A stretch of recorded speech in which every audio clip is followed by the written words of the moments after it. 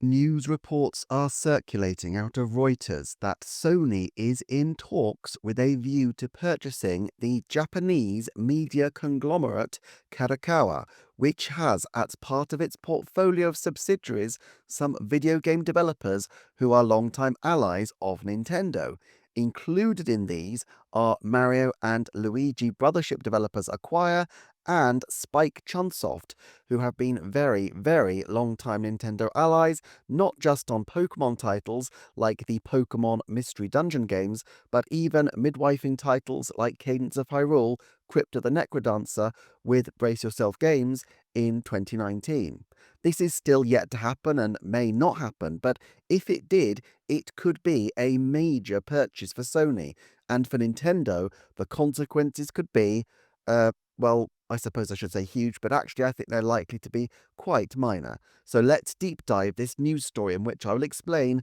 why I think this purchase will not make a very significant difference to Nintendo, although of course you may disagree. Firstly, let's note that while Spike Chunsoft were erstwhile major partners of Nintendo, they have been far less involved in recent years with Nintendo first-party projects. Their only Pokemon Mystery Dungeon entry on the Nintendo Switch, which is also their only entry in the series since 2015, was a remake, and while it looked beautiful and fans were pleased, there is little sign that the sales were especially meteoric, and the Pokemon Company seems to have pivoted in its strategy with regard to these smaller games over recent years. Whereas once it had a wide number of handheld titles to supplement its core offerings on Nintendo hardware, now it uses mobile titles for this, with a large range of mobile games including the Pokemon trading card game, while spin-off Pokemon titles on the Nintendo Switch are fewer and further between. Indeed, with Pokemon Tournament and Pokemon Mystery Dungeon being ports and remakes respectively, only new Pokemon Snap and Detective Pikachu Returns stand out as retail-scale, original Pokemon spin-off titles on the 8-year-old Nintendo Stalwart console. Similarly, while some of Spike Chunsoft's previous offerings have their fan bases, they aren't likely to be returning to Mario and Sonic at the Olympics after working on the 3DS title in 2016, since firstly, other developers took the lead for the 2019 game, and secondly, the license appears to have left Sega, and so the line of games is unlikely to continue, in the near future anyway. They also helped with another Fossil Fighters game, but a decade on, if the fossils are to rise from the dirt once more, it won't be decided on the involvement or lack thereof of Spike Chunsoft. What then of Acquire, developers of the Mario and Luigi Brothership title that is leading the way for Nintendo's 2024 holiday season? Well, look, I did a rundown of the developers who came over from the now defunct Alpha Dream to Acquire to work on the Brothership title, and you barely need two hands to count that number. And these are people who have already been quite itinerant in recent years, some working for multiple companies in the interim. So if they are interested in continuing work on Mario and Luigi, a fairly surefire property wherever it is birthed after all, then you can bet that Nintendo would be happy to hook them up. Many of the Mario and Luigi staff were with EPD anyway, so it's possible that Nintendo could decide to do a future game entirely in-house, especially as Nintendo continues to expand, both in terms of its developer numbers and in terms of its space, with a major new office being built in Kyoto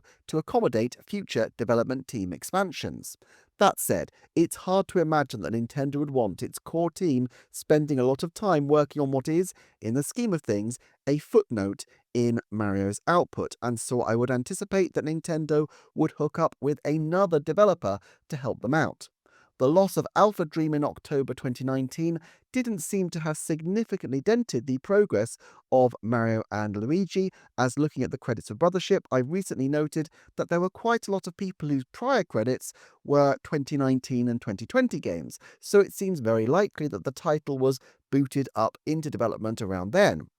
Having to find new development partners is a problem, but probably not an insurmountable one when Nintendo themselves will lead the core game development, and there are going to be many studios eager to partner with Nintendo, including plenty of substantial groupings that Nintendo have prior relations with. Toze, 18, Grezzo, and others, as well as completely new groups who might be interested in Nintendo's mentorship. Of course, this does affect the time frame of a future game, and I'd guess 70% likely we'd be looking at 2028 to 2030 for a new Mario and Luigi game, but at this point, any future game will be a twinkle in the eye of a tiny number of core developers, so it's not like the loss of Acquire as a development partner would be an immediate problem for them. Now, all of this isn't to say that there aren't issues for Nintendo. Obviously, any time there are changes in the gaming scene,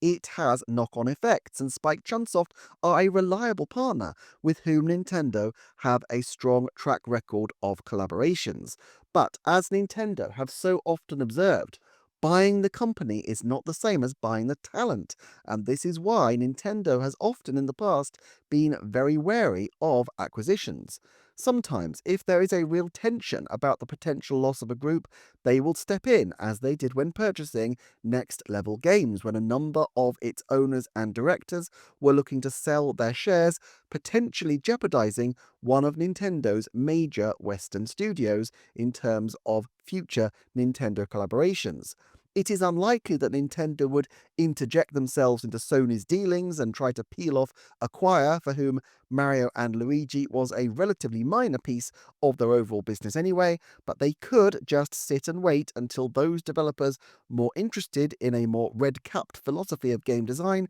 make their way slowly but surely to studios closer to Nintendo's orbit, and that is what I expect Nintendo will do. But in fact, anytime things are shaken up like this, there is actually more potential in the marketplace. If just 1% of the talented developers at the range of studios in Kadokawa's stable feel like the Sony acquisition is a good time, for whatever reason, to strike out on a new adventure, then there could potentially be quite a number of new developers looking for work, including some quite talented people who might otherwise have let ennui keep them from trying something new. This is always likely to be of interest to a company like Nintendo, who are, after all, always looking for new talent and are, at the moment, rather aggressively expanding, certainly by comparison to their previous history. There is a greater long-term risk that the Japanese video game market ends up with just a few giants stomping through the playground,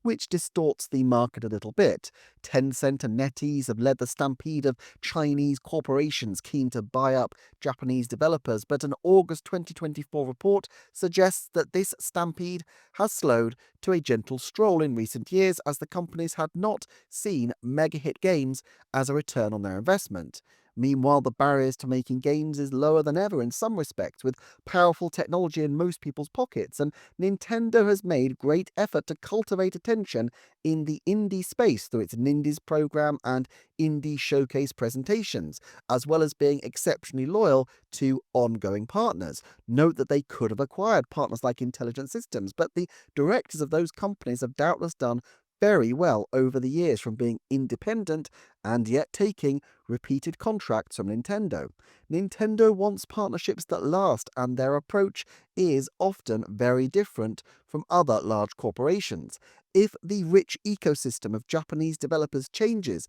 so that more people are pulled either into Nintendo or Sony or others, that would be a pity, of course, and that might make it harder for Nintendo to contract out long term if more groupings are attached to big companies. But it's difficult to imagine that something as creative and initiative-led as video games wouldn't continue to see a healthy wellspring of new companies emerging even as old ones are hoovered up. Perhaps it would have a bigger impact on the likes of Square Enix, who of course published Acquire's Octopath Traveler games, which of course began life as a Switch exclusive. Square Enix appear to have their own problems though and have retrenched in recent years, but given how that company is vastly larger now than the Square that put out the first few Final Fantasy games, it is perhaps just part of the natural cycle of video game companies. Let me know if you'd be interested in me stepping slightly outside the Nintendo ecosystem to look in more depth at Square Enix's current situation in future.